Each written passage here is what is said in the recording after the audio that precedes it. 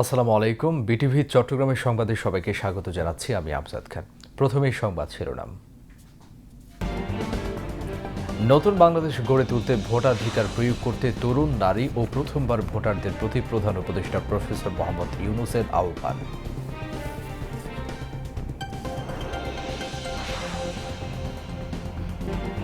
ভোটের দিন যত এগিয়ে আসবে আইনশৃঙ্খলা পরিস্থিতি তত ভালো হবে, ভয় কেটে যাবে প্রার্থী ও ভোটারদের, বললেন সিইসি।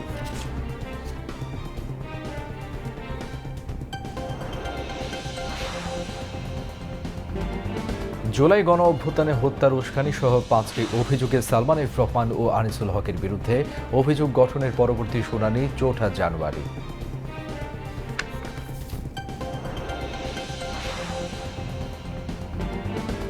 ছয় মাসের মধ্যে বাংলাদেশ শিপিং কর্পোরেশনের বহরে যুক্ত হবে আরও 6টি জাহাজ, জানালেন নৌ পরিবহন উপদেষ্টা।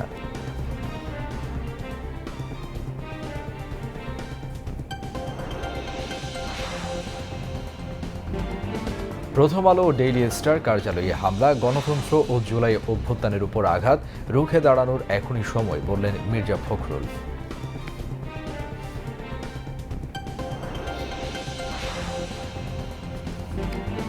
অধিকৃত পশ্চিম তীরে আরও 19টি ইসরায়েলি বসতি স্থাপনের অনুমোদন, দেশটির মন্ত্রিসভায় সৌদি আরবের নিন্দা।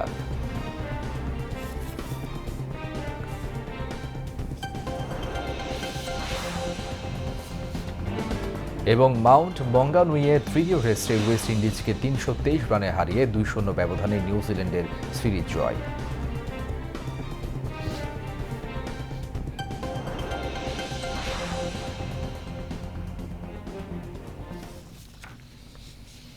প্রিয় দর্শক, এতক্ষণ সংবাদ শিরোনাম শুনছিলেন, এবার বিস্তারিত। প্রধান উপদেষ্টা প্রফেসর মোহাম্মদ ইউনূস নতুন বাংলাদেশ গড়ে তুলতে আসন্ন নির্বাচনে তরুণ, নারী ও প্রথমবারের ভোটারদের নিজেদের ভোটাধিকার প্রয়োগ করার আহ্বান জানিয়েছেন। বিকেলে জাতীয় সংসদের দক্ষিণ প্লাজায় এক ভিডিও বার্তায় ত্রয়োদশ জাতীয় নির্বাচন এবং গণভোট সম্পর্কে তথ্য প্রদান এবং সচেতনতা সৃষ্টির জন্য ভোটের গাড়ি সুপার ক্যারাভানের উদ্বোধনকালে এই আহ্বান জানান প্রধান উপদেষ্টা। তিনি বলেন, সুপার ক্যারাভান কেবল একটি গাড়ি নয়, এটি গণতন্ত্রের আনন্দবাণী বহনকারী বহর। অবাধ, সুষ্ঠু ও অংশগ্রহণমূলক নির্বাচন নিশ্চিত করা শুধু সরকারের নয়, রাষ্ট্রের প্রতিটি নাগরিকের দায়িত্ব। বাংলাদেশ একটি গুরুত্বপূর্ণ সময় অতিক্রম করছে। সামনে আমাদের জাতীয় সংসদ নির্বাচন এবং জুলাই জাতীয় সনদ বাস্তবায়নের উপর গণভোট। এই লক্ষ্যকে সামনে রেখে যাত্রা শুরু করছে 10টি ভোটের গাড়ি সুপার ক্যারাভান। এসব গাড়ি দেশের 64টি জেলা এবং 300টি উপজেলায় ঘুরে বেড়াবে। তারা মানুষের দুয়ারে দুয়ারে গিয়ে নির্বাচন ও গণভোট সম্পর্কে তথ্য পৌঁছে দেবে, ভোটাধিকার সম্পর্কে সচেতনতা তৈরি করবে এবং গণতন্ত্রের বার্তা ছড়িয়ে দেবে। ভোটাধিকার কারো দয়া নয়, এটি আমাদের সাংবিধানিক অধিকার। এই অধিকার প্রয়োগের মাধ্যমেই আমরা ঠিক করি ভবিষ্যৎ কোন পথে যাবে। একটি অবাধ, সুষ্ঠু ও অংশগ্রহণমূলক নির্বাচন নিশ্চিত করা শুধু সরকারের দায়িত্ব নয়, এটি রাষ্ট্রের প্রতিটি নাগরিকের দায়িত্ব। এই সুপার ক্যারাভান কেবল একটি গাড়িই নয়, এটি গণতন্ত্রের আনন্দবাণী বহনকারী বহর। এটি জানিয়ে দেবে আপনার একটি ভোট কতটা গুরুত্বপূর্ণ। এটা মনে করিয়ে দেবে নিষ্ক্রিয়তা নয়, অংশগ্রহণেই গণতন্ত্রকে শক্তিশালী করে। আমি বিশেষভাবে অনুরোধ জানাচ্ছি তরুণ সমাজ, নারী ভোটার এবং প্রথমবারের ভোটারদের প্রতি, আপনারা এগিয়ে আসুন, প্রশ্ন করুন, জানুন, বুঝুন এবং ভোট দিন। আপনার সিদ্ধান্তে গড়ে উঠবে আগামী দিনের বাংলাদেশ, নতুন বাংলাদেশ। অনুষ্ঠানে তথ্য ও সম্প্রচার উপদেষ্টা সৈয়দা রিজওয়ানা হাসান, সংস্কৃতি বিষয়ক উপদেষ্টা মোস্তফা সরওয়ার ফারুকী, নির্বাচন কমিশনের সিনিয়র সচিব আখতার আহমেদ, প্রধান উপদেষ্টার প্রেস সচিব শফিকুল আলম, তথ্য ও সম্প্রচার সচিব মাহবুবা ফারজানা, সংস্কৃতি সচিব মোহাম্মদ মফিদুর রহমান সহ ঊর্ধ্বতন কর্মকর্তারা উপস্থিত ছিলেন।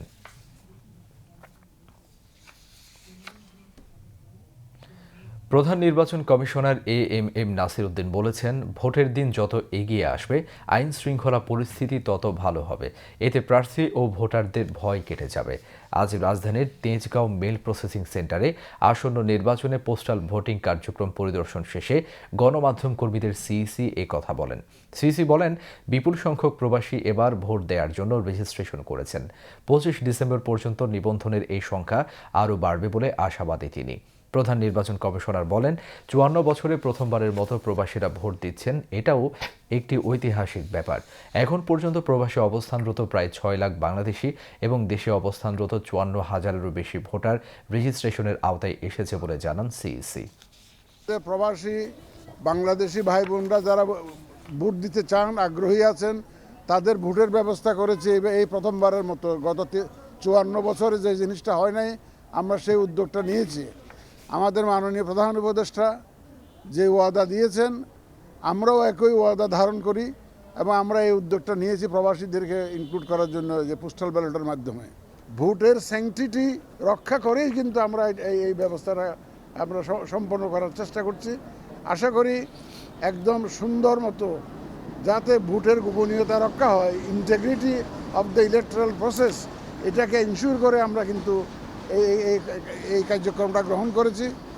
আমাদের পোস্টাল ডিপার্টমেন্টের সহায়তায় এবং ইন্টারন্যাশনাল পোস্টাল ইউনিয়নের সহায়তায় আমরা আশা করছি আরও 3 দিন হাতে আছে। আপনারা একটু প্রচার করবেন, সাংবাদিক ভাইদের এখানে আমি অনুরোধ করব। আর 3 দিন হাতে আছে, আপনারা দেশের ভিতরে যারা আছে তারাও যাতে রেজিস্ট্রেশনটা করে ফেলেন, এতে করে তারা সবাই ভোটের আওতায় আসেন, সবাই যাতে রেজিস্ট্রেশন করেন। তারা আশা করি ইনশাল্লাহ এই রেজিস্ট্রেশনটা দেশের ভিতরে অভ্যন্তরে খুব দ্রুত বেড়ে যাবে আগামী 3 দিনের মধ্যে।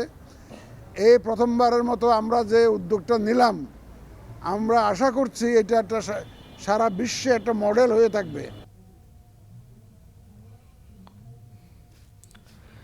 জুলাই গণ অভ্যুত্থান দমনে ক্ষমতাচ্যুত প্রধানমন্ত্রী শেখ হাসিনার সাবেক উপদেষ্টা সালমান এফ রহমান ও সাবেক আইনমন্ত্রী আনিসুল হক কারফিউ জারির জন্য শেখ হাসিনাকে পরামর্শ দিয়েছেন বলে আন্তর্জাতিক অপরাধ ট্রাইব্যুনালে অভিযোগ উপস্থাপন করেছেন চিফ প্রসিকিউটর তাজুল ইসলাম। সোমবার বিচারপতি গোলাম মর্তুজা মজুমদারের নেতৃত্বে 3 সদস্যের ট্রাইব্যুনাল 1-এ এই অভিযোগ উপস্থাপন করা হয়। সালমান এফ রহমান ও আনিসুল হক কারফিউ দিয়ে ছাত্র জনতাকে হত্যার উস্কানি দিয়েছেন এমন অভিযোগ এনে তাদের বিরুদ্ধে অভিযোগ গঠন করে বিচার শুরুর আবেদন করে প্রসিকিউশন। এছাড়া অভিযোগে আরও জানানো হয়, ছাত্র জনতার অভ্যুত্থান দমনে সেনাবাহিনীকে ব্যবহার করতে শেখ হাসিনাকে পরামর্শ দিয়েছিলেন আনিসুল হক। সালমান এফ রহমান ও আনিসুল হকের বিরুদ্ধে 5টি অভিযোগ আনে প্রসিকিউশন। অভিযোগগুলোর মধ্যে রয়েছে কারফিউ জারি করে আন্দোলনকারীদের দমন ও শেষ করে দেওয়ার পরিকল্পনায় ভূমিকা, গণভবনে তৎকালীন প্রধানমন্ত্রী শেখ হাসিনার সঙ্গে ব্যবসায়ীদের বৈঠকে হত্যার উস্কানি এবং 286টি মামলায় প্রায় 4.5 লাখ ছাত্র জনতাকে আসামি করার অভিযোগ। শুনানি শেষে আগামী 4 জানুয়ারি এই মামলার পরবর্তী শুনানির দিন ধার্য করেন ট্রাইব্যুনাল। ওই দিন শুনানি করবেন আসামি পক্ষের আইনজীবীরা। একই ট্রাইব্যুনালে রাজধানীর জানখার পোলে শিক্ষার্থী আনাস সহ 6 জনকে হত্যা মামলায় যুক্তিতর্ক উপস্থাপন চলছে। এর আগে 15 ডিসেম্বর রাষ্ট্রপক্ষ এবং 18 ডিসেম্বর যুক্তি উপস্থাপন করেন আসামি পক্ষের আইনজীবীরা। এরপর ফের যুক্তি পাল্টা যুক্তি খণ্ডন করবেন রাষ্ট্রপক্ষ। আর এই ধাপ শেষ হলেই মামলাটি রায়ের দিকে যাবে। এই মামলায় চলতি মাসেই উভয় পক্ষের যুক্তিতর্ক উপস্থাপন সম্পন্ন হবার সম্ভাবনা রয়েছে। এই দুটি মামলায় গ্রেপ্তার থাকা 6 আসামিকে সকালে ট্রাইব্যুনালে হাজির করা হয়। প্রতিষ্ঠার 54 বছরে সর্বোচ্চ 306 কোটি টাকা মুনাফা করেছে বাংলাদেশ শিপিং কর্পোরেশন বিএসসি। গেল বছরের ধারাবাহিকতায় এই বছরও শেয়ার হোল্ডারদের 25% মুনাফা ঘোষণা করেছে সরকারি প্রতিষ্ঠানটি। আজ 48তম সাধারণ সভায় এই তথ্য জানান নৌপরিবহন উপদেষ্টা অবসরপ্রাপ্ত brigadier general doctor M Sakhawat Hossain. তিনি জানান, আগামী 6 মাসের মধ্যে আরও 6টি জাহাজ যুক্ত হবে বিএসসির বহরে। আরও জানাচ্ছেন আমজাদ হোসেন। 2024-25 অর্থ বছরের আয় ব্যয়ের হিসাব এবং কার্যক্রম সম্পর্কে শেয়ার হোল্ডারদের জানাতে বাংলাদেশ শিপিং কর্পোরেশনের এই বার্ষিক সাধারণ সভা বন্দর নগরী চট্টগ্রামে অনুষ্ঠিত 48তম সভায় প্রধান অতিথি হিসেবে যোগ দেন নৌ পরিবহন উপদেষ্টা অবসরপ্রাপ্ত brigadier general doctor M Sakhawat Hossain. বক্তব্যে তিনি বলেন, গেল অর্থ বছরে বাংলাদেশ শিপিং কর্পোরেশন রেকর্ড ৩০৬ কোটি টাকা আয় করেছে। পাশাপাশি কর্পোরেশন নিজস্ব অর্থায়নে একটি জাহাজও কিনেছে। সরকারি সহায়তায় কেনা হচ্ছে আরও 3টি জাহাজ। অর্থ বছরে কমর সমন্বয়ের পর নিট মুনাফা হয়েছে ৩০৬ কোটি ৫৬ লক্ষ টাকা, যা বিএসসির এ দাবের ইতিহাসের সর্বোচ্চ। কর্পোরেশনের উক্ত লাভের উপর ভিত্তি করে শেয়ার হোল্ডারদের স্বার্থ বিবেচনা করে 25% নগদ লভ্যাংশ ক্যাশ ডিভিডেন্ড প্রদানের সুবিধা করা হয়েছে। বিএসসির ৫৪ বছরের ইতিহাসে প্রথমবারের মতো নিজস্ব অর্থায়নে ৯৩৬ কোটি টাকা ব্যয় 2টি বাল্ক ক্যারিয়ার বহরে যুক্ত করতে সক্ষম হয়েছে। এই ক্রয় সম্পাদনের মাধ্যমে বিএসসির জাহাজের সংখ্যা হয়েছে 7। তারপরেও বলতে হয় আমাদের পুরনো 5টি জাহাজ, সেগুলোকে অতি শীঘ্রই স্ক্র্যাপ করতে হবে। চীন হতে G2Gর মাধ্যমে আরও 4টি নতুন জাহাজ সংযোজনের প্রক্রিয়া চলমান আছে। এটা হবে সম্পূর্ণ চায়না ক্রেডিটে। বিএসসির বর্তমান আর্থিক সক্ষমতা বিবেচনায় নিজস্ব অর্থায়নে আমরা আরও একটি বাল্ক ক্যারিয়ার জাহাজ এবং স্বতঃস্ফূর্তভাবে সরকারের সহায়তায় আরও 2টি ট্যাঙ্কার জাহাজ ক্রয়ের কার্যমান চলমান রয়েছে। 6 মাসের মধ্যে আরও 3টি জাহাজ যুক্ত হবে। উপদেষ্টা বলেন, চট্টগ্রাম বন্দরকে মাফিয়া মুক্ত ও স্মার্ট করতে কাজ করছে বর্তমান অন্তর্বর্তী সরকার। আমাকে বারবার বলতে হবে না এই বন্দরে যে কী ধরনের মাফিয়া ছিল এটা আপনারা ভালো করে জানেন। এটার এনবিআর স্ক্যানার আমরা ব্যবহার করব না। নিজস্ব টাকায় স্ক্যানার কেনা হচ্ছে এবং নিজস্ব ওই স্ক্যানার থেকে যে ফিটা হবে এটা পোর্ট যাতে পায় সেটা ব্যবস্থা করা হচ্ছে। এনবিআর স্ক্যানারের জন্য আমাদেরকে বসে থাকতে হবে, সময় ক্ষেপণ হবে, এটা আমরা করতে চাই না। 100% চেষ্টা হচ্ছে যাতে পোর্টকে আরও স্মার্ট করা যায়। বার্ষিক সাধারণ সভায় বাংলাদেশ শিপিং কর্পোরেশনের ব্যবস্থাপনা পরিচালক বলেন, শিপিং কর্পোরেশন জাতীয় অর্থনীতিতে ব্যাপক অবদান রাখছে। মুনাফা বাড়ছে, একই সঙ্গে নতুন নতুন জাহাজ যুক্ত হচ্ছে কর্পোরেশনের বহরে। এই বছর আমরা অস্ট্রেলিয়া সহ সাউথ আমেরিকা, আফ্রিকার বিভিন্ন দেশে আমাদের জাহাজ পাঠিয়েছি। গত বছর শুধু মার্কিন যুক্তরাষ্ট্রে জাহাজ পাঠিয়েছি 4 বার। বাংলাদেশ শিপিং কর্পোরেশনের জাহাজ সারা পৃথিবীতে চষে বেড়াচ্ছে এবং জাতীয় অর্থনীতিতে ব্যাপক অবদান রেখে যাচ্ছে। পৃথিবীর কোনো পোর্টে বাংলাদেশ শিপিং কর্পোরেশনের জাহাজের এন্ট্রিতে কোনো ধরনের কোনো রেস্ট্রিকশন নাই। আমরা যে নতুন জাহাজগুলো কিনছি গ্রিন শিপিংয়ের ক্ষেত্রে সারা দেশের মধ্যে অগ্রগণ্য ভূমিকা পালন করছে। 48তম বার্ষিক সাধারণ সভায় নৌ পরিবহন মন্ত্রণালয়ের সচিব ডক্টর নুরুন্নাহার চৌধুরী, বাংলাদেশ শিপিং কর্পোরেশনের ব্যবস্থাপনা পর্ষদের সদস্য ও শেয়ার হোল্ডারগণ উপস্থিত ছিলেন। আমজাদ হোসেন, বাংলাদেশ টেলিভিশন, চট্টগ্রাম। গত 4 সপ্তাহ ধরে রাজধানীর এভারকেয়ার হাসপাতালে চিকিৎসাধীন বিএনপির চেয়ারপারসন বেগম খালেদা জিয়ার শারীরিক অবস্থা অপরিবর্তিত রয়েছে। গত শুক্রবার বেগম জিয়ার চিকিৎসা সংক্রান্ত সংবাদ ব্রিফিংয়ে স্বাস্থ্যের উন্নতির কথা জানিয়েছিলেন তার চিকিৎসায় গঠিত মেডিকেল বোর্ডের সদস্য ও বিএনপির স্থায়ী কমিটির সদস্য AZM জাহিদ হোসেন। তিনি জানান, 3 বারের সাবেক প্রধানমন্ত্রী আপসহীন নেত্রী বেগম খালেদা জিয়া আগের চেয়ে বেশি স্থিতিশীল রয়েছে। সেই অবস্থা থেকে এখনও অপরিবর্তিত অবস্থায় রয়েছেন। ডাক্তার AZM জাহিদ হোসেন জানান, দেশি বিদেশি চিকিৎসকেরা যে চিকিৎসা বিএনপি চেয়ারপারসনকে দিচ্ছেন সেটি তিনি গ্রহণ করতে পারছেন। গত 23 নভেম্বর থেকে বিএনপির চেয়ারপারসন রাজধানীর এভারকেয়ার হাসপাতালে চিকিৎসাধীন। তিনি নানান শারীরিক জটিলতায় ভুগছেন। অধ্যাপক শাহাবুদ্দিন তালুকদারের নেতৃত্বে দেশি বিদেশি বিশেষজ্ঞদের সমন্বয়ে গঠিত মেডিকেল বোর্ডের অধীনে তার চিকিৎসা চলছে। অপশক্তির বিরুদ্ধে সকল গণতান্ত্রিক শক্তিকে ঐক্যবদ্ধ হওয়ার আহ্বান জানিয়েছেন বিএনপির মহাসচিব মির্জা ফখরুল ইসলাম আলমগীর। তিনি বলেন, প্রথম আলো ও ডেইলি স্টার কার্যালয়ে হামলা, গণতন্ত্র ও জুলাই গণ অভ্যুত্থানের উপর আঘাত। আজ রাজধানীর একটি হোটেলে সম্পাদক পরিষদ ও নোয়াব আয়োজিত মব ভায়োলেন্স আক্রান্ত বাংলাদেশ শীর্ষক প্রতিবাদ সভায় তিনি এই কথা বলেন। দলমত নির্বিশেষে সবাইকে এক হয়ে এর বিরুদ্ধে রুখে দাঁড়াতে হবে বলেও জানান মির্জা ফখরুল ইসলাম আলমগীর। আজকে ডেইলি স্টার নয়, প্রথম আলো নয়, আজকে গণতন্ত্রের উপর আঘাত এসেছে। আমার স্বাধীনভাবে চিন্তা করার যে অধিকার, আমার কথা বলার যে অধিকার, তারপর আবার আঘাত এসেছে। জুলাই যুদ্ধের উপর আঘাত এসেছে। কারণ জুলাই যুদ্ধ ছিল এই দেশের মানুষের অধিকার প্রতিষ্ঠার যুদ্ধ। আজকে সেই জায়গায় আঘাত এসেছে। তাই আমি আমার অনুরোধ আপনাদের কাছে, কোনো রাজনৈতিক দল নয়, সংগঠন নয়, সকল গণতান্ত্রিক মানুষের এখন এক হওয়ার সময় এসে গেছে। অনুষ্ঠানে এনসিপির আহ্বায়ক নাহিদ ইসলাম বলেন, ওসমান হাদের মৃত্যুকে কেন্দ্র করে হওয়া মব ভায়োলেন্সের পুরো ঘটনায় পরিকল্পিত। এর বিরুদ্ধে সকল প্রগতিশীল শক্তিকে এগিয়ে আসার আহ্বান জানান নাহিদ ইসলাম। যারা প্রথম আলো, ডেইলি স্টার সহ সাংস্কৃতিক প্রতিষ্ঠানগুলোর উপর হামলা করেছে, তারা জুলাই গণ অভ্যুত্থানের স্লোগানগুলোকেই ব্যবহার করেছে, শরীফ ওসমান হাদির মৃত্যুকেই ব্যবহার করেছে। এটা পুরো দেশের রাজনীতি, নির্বাচন, সেটাকে একদিকে নিয়ে যাওয়ার জন্য এই পরিকল্পনা চক্রান্ত। এই ঘটনার সুষ্ঠু তদন্ত এবং বিচার, একই সাথে শরীফ ওসমান হাদিরকেও যারা এইভাবে গুলিবিদ্ধ করলো প্রকাশ্য, সেই বিষয়টাকেও আমাদের সুরাহা করতে হবে। একটা গ্রুপ দেশের ভেতরেই একটা মহল তৈরি হয়েছে, রাজনৈতিক তাদের লক্ষ্য হচ্ছে যে তারা গণমাধ্যমে হামলা করবে, তারা সারা দেশে একটা নৈরাজ্য তৈরি করবে, যেভাবে আয়েশাকে পুড়িয়ে মারা হয়েছে, যেভাবে ময়মনসিংহের দীপু দাসকে পুড়িয়ে মারা হয়েছে। এই জায়গাগুলো থেকে পরিষ্কার বোঝা যাচ্ছে যে তারাও আরেকটা ভয়ের রাজত্ব তৈরি করতে চাচ্ছে। আমার প্রায় 25-26 জন সহকর্মী তারা ছাদে আটকে পড়েছিলেন। এখন যদি হতো যে যারা ডেইলি স্টারকে ঘৃণা করে তারা বলতো, এই সাংবাদিক, তোদের সঙ্গে কোনো সম্পর্ক নেই, তোরা বেরিয়ে যা, আমরা বিল্ডিংয়ে আগুন লাগাবো, সেই 26-27 জন ছাদে আটকে ছিল এবং ফায়ার ব্রিগেডকে আসতে দেওয়া হয় নাই। এটার মানে কি?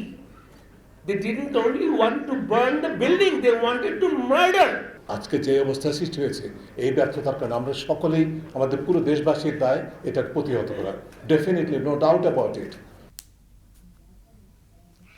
পরে মব ভায়োলেন্সের প্রতিবাদে এক মানববন্ধন অনুষ্ঠিত হয়।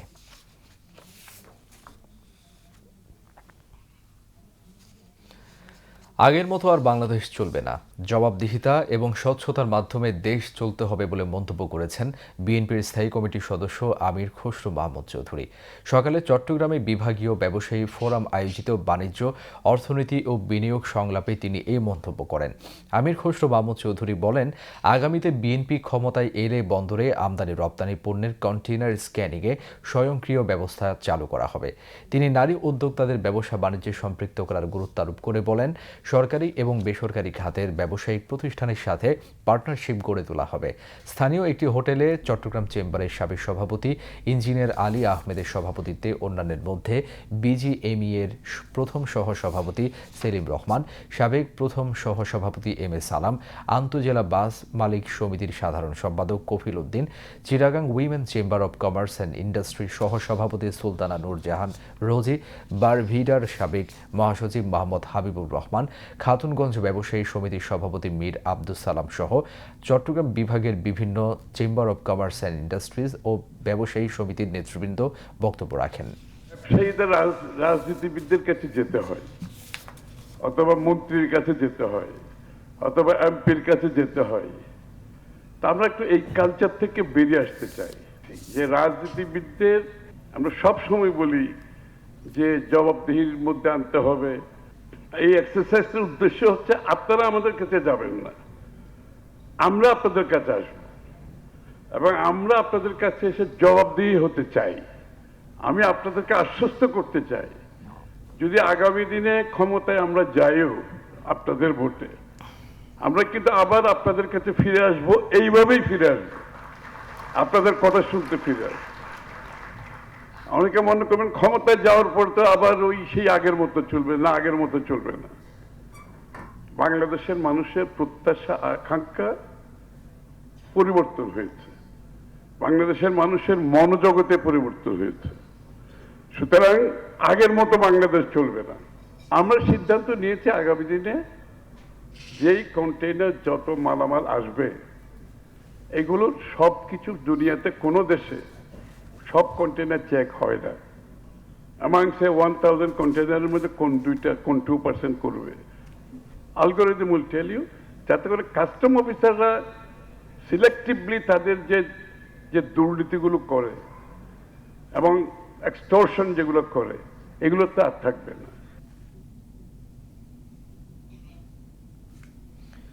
শরীফ ওসমান হাদী হত্যার বিচার প্রক্রিয়া শেষ করতে দ্রুত বিচারিক ট্রাইব্যুনাল গঠনের দাবি জানিয়েছে ইনকিলাব মঞ্চ।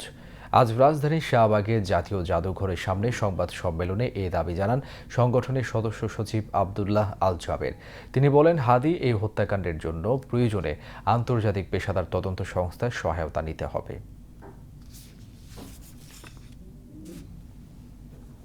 আপনারা অতি দ্রুত ওসমান হাদীকে যারা খুন করেছে তাদেরকে দেশে থাকলে গ্রেফতার করেন, আর দেশে যদি না থাকে তাহলে তাদেরকে বিদেশে যেখানেই থাকুক সেইখান থেকে আনবার ব্যবস্থা করেন। আমরা ইনকিলাব মঞ্চের পক্ষ থেকে জানাইতে চাই যে অতি দ্রুত একটা দ্রুত বিচারিক ট্রাইব্যুনাল আপনাদের গঠন করতে হবে, যেখানে এই ঘটনার সাথে যারা জড়িত একটা দ্রুত বিচারিক ট্রাইব্যুনাল গঠন করেন। এবং যদি আপনারা এটা করতে সক্ষম না হন তাহলে FBI এবং স্কটল্যান্ড ইয়ার্ডের মতো যারা পেশাদার ইন্টেলিজেন্স আছে তাদের সহায়তা নেন। এবার আন্তর্জাতিক সংবাদ।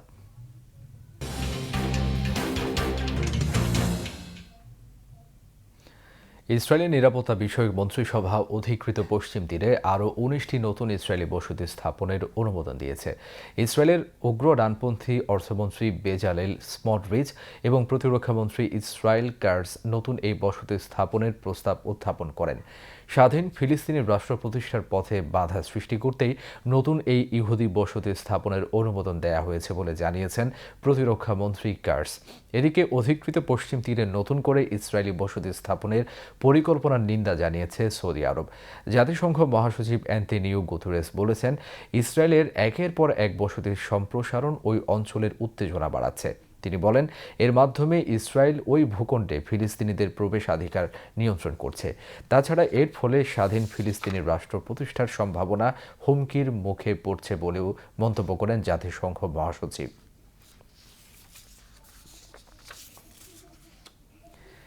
নাইজেরিয়ার কর্তৃপক্ষ জানিয়েছেন, নভেম্বরে একটি ক্যাথলিক স্কুল থেকে বন্দুকধারীদের অপহৃত 130 জন শিক্ষার্থীকে মুক্ত করা হয়েছে।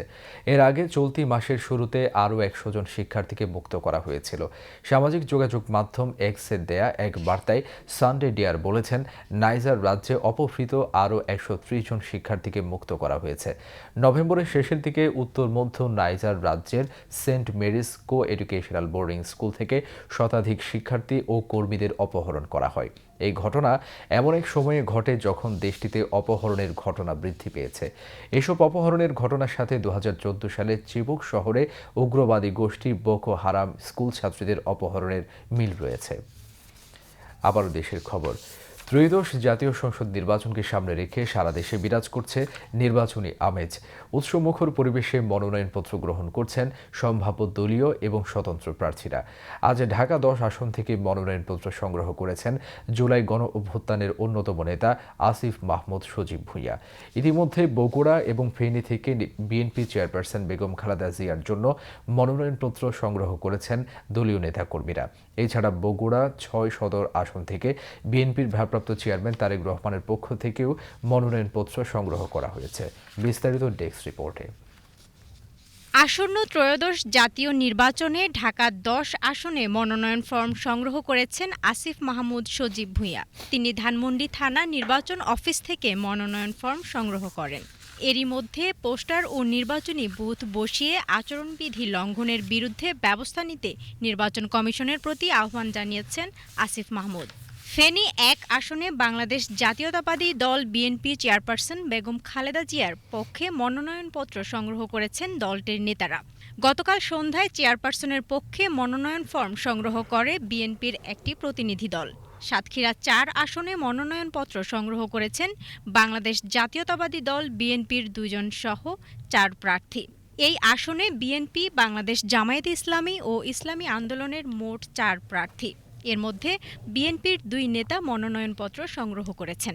ঝালকাঠি 1 আসন থেকে মনোনয়নপত্র সংগ্রহ করেন বিএনপি মনোনীত প্রার্থী রফিকুল ইসলাম জামাল। কুমিল্লা 2 হোমনা তিতাস আসনে 4 জন স্বতন্ত্র প্রার্থী মনোনয়নপত্র সংগ্রহ করেছেন। গতকাল মোট 4 জন স্বতন্ত্র প্রার্থী মনোনয়নপত্র সংগ্রহ করেছেন বলে জানিয়েছেন সহকারী রিটার্নিং কর্মকর্তা ও হোমনা উপজেলা নির্বাহী কর্মকর্তা মোহাম্মদ শহীদুল আলম। অপরদিকে তিতাস উপজেলা সহকারী রিটার্নিং কর্মকর্তা ও তিতাস উপজেলা নির্বাহী কর্মকর্তা সুমাইয়া মুমিনের কাছ থেকে স্বতন্ত্র প্রার্থী হিসেবে মনোনয়নপত্র সংগ্রহ করেছেন তিতাস উপজেলার পাঙাশিয়া গ্রামের বাসিন্দা মনোয়ার হোসেন। স্বতন্ত্র প্রার্থী এম এ মতিন খান সশরীরে উপস্থিত হয়ে সহকারী রিটার্নিং কর্মকর্তা মোহাম্মদ শহীদুল ইসলামের কাছ থেকে মনোনয়নপত্র সংগ্রহ করেছেন। মনোনয়নপত্র সংগ্রহকারীদের মধ্যে বিএনপির পক্ষ থেকে রয়েছেন জেলা বিএনপির যুগ্ম আহ্বায়ক ড মোহাম্মদ মনিরুজ্জামান, তিনি ধানের শীষের মনোনীত প্রার্থী। অন্যজন জেলা বিএনপির সদস্য মাস্টার আব্দুল ওয়াহেদ। অন্যদিকে ইসলামী আন্দোলন মনোনীত প্রার্থী হিসেবে মোস্তফা আল মামুন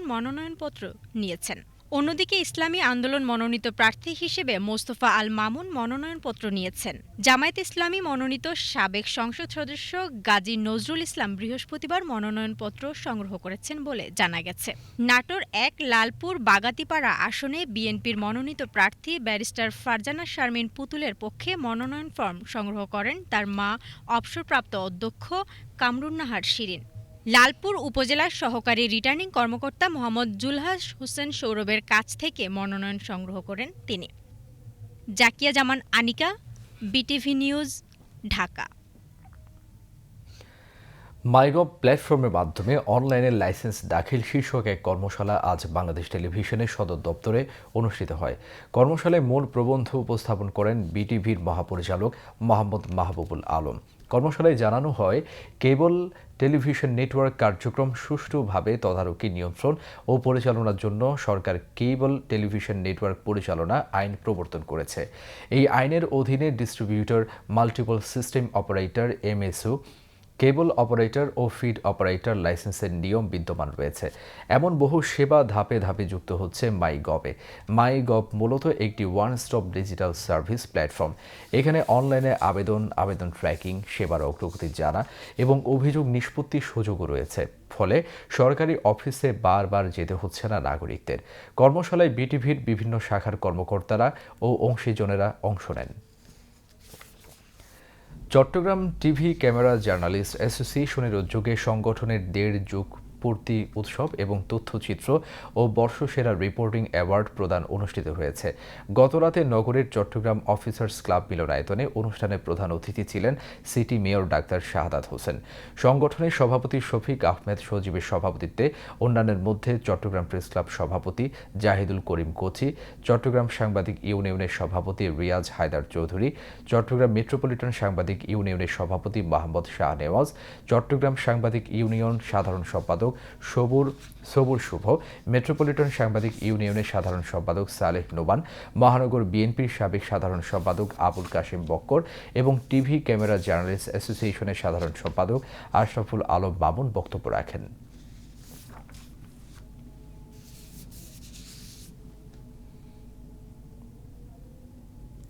শেয়ার বাজারের খবর।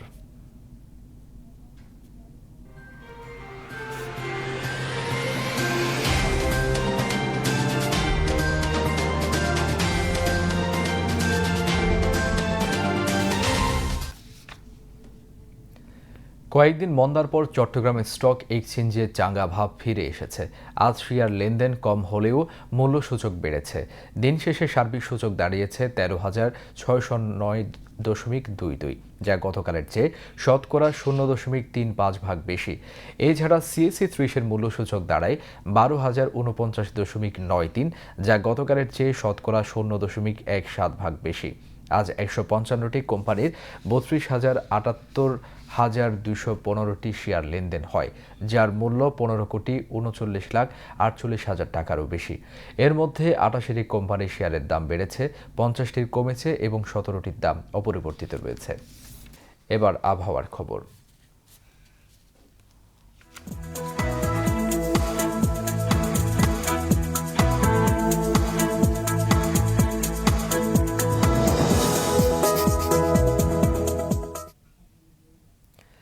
পতেঙ্গা আবহাওয়া অফিস জানিয়েছে আগামীকাল সন্ধ্যা ৬টা পর্যন্ত চট্টগ্রাম এবং পার্শ্ববর্তী এলাকায় আকাশ অস্থায়ীভাবে আংশিক মেঘলা সহ আবহাওয়া শুষ্ক থাকতে পারে। সেই সাথে মধ্যরাত থেকে সকাল পর্যন্ত নদী অববাহিকা ও তৎসংলগ্ন এলাকার কোথাও কোথাও হালকা কুয়াশা বিরাজ করতে পারে। রাত ও দিনের তাপমাত্রা প্রায় অপরিবর্তিত থাকতে পারে। পরবর্তী ২৪ ঘন্টায় আবহাওয়ার সামান্য পরিবর্তনের সম্ভাবনা রয়েছে। নগরীতে আজ সর্বোচ্চ তাপমাত্রা ছিল ২৮.১ ডিগ্রি সেলসিয়াস, যা স্বাভাবিকের চেয়ে ১.১ ডিগ্রি বেশি, এবং সর্বনিম্ন তাপমাত্রা ছিল ১৭ ডিগ্রি সেলসিয়াস, যা স্বাভাবিকের চেয়ে ১.৪ ডিগ্রি বেশি। আগামীকাল চট্টগ্রামে সূর্যোদয় ৬টা ২৯ মিনিটে এবং সূর্যাস্ত ৫টা ১৫ মিনিটে। এবার জানিয়ে দিচ্ছি কর্ণফুলী নদীতে আগামীকালের জোয়ার ভাটার সময়সূচি। ভাটা শুরু হবে রাত ২টা ২৬ মিনিটে, জোয়ার সকাল ৯টা ১২ মিনিটে। পরবর্তী ভাটা শুরু হবে দুপুর ২টা ৫০ মিনিটে এবং জোয়ার রাত ৯টা ১১ মিনিটে।